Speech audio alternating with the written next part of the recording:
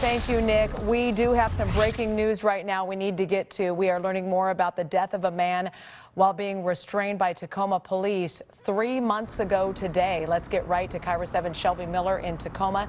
Shelby, what's the latest from Pierce County? Laura? Yeah, we just learned today Manuel Ellis died March 3rd in police custody, and we're learning more because the report from the medical examiner's office here in Pierce County came out yesterday. Since we are still learning those details, I do want to bring in Ed Troyer. He's with the Pierce County Sheriff's Department here. And so, Ed, can you tell us what the report that came out yesterday from the medical examiner says about this case and how Ellis died?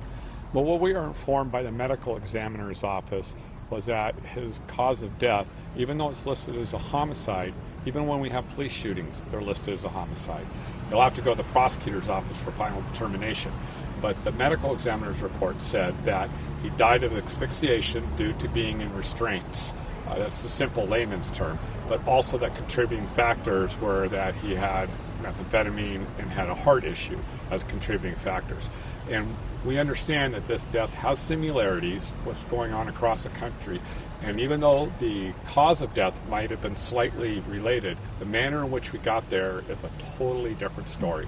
This is not that type of incident. This is an incident where he contacted a police car. They were not trying to arrest him. He was having some type of issue and assaulted a police officer.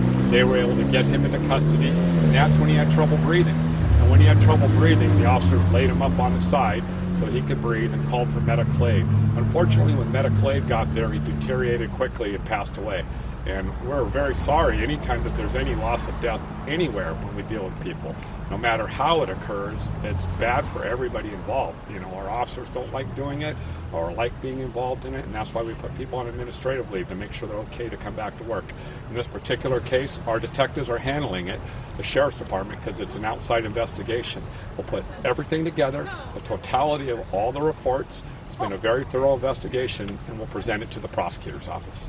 And they can expect that, you said, by the end of the week or next week? We expect to have the prosecutor's office informed and have all their materials to them by the end of this week or at the beginning of next week, because the final reports and toxology and a lot of stuff takes some time are just coming in. So our detectives have done a very thorough job, and the prosecutor's office will be the final determination on what, if anything else, should happen moving forward. In light of everything that is going on in the country right now, here locally as well, what message do you want to get out to the community? The message that we want to get out is unity, the same message that we've been putting out at all our peaceful protests all along. And if you start tearing the city or the county apart, you're going to do a very big disservice and possibly disrupt the investigation or the right process that's taking place. That was we enacted through I-940.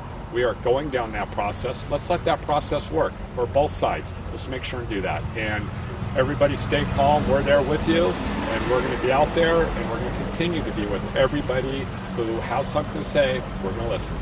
Thank you so much.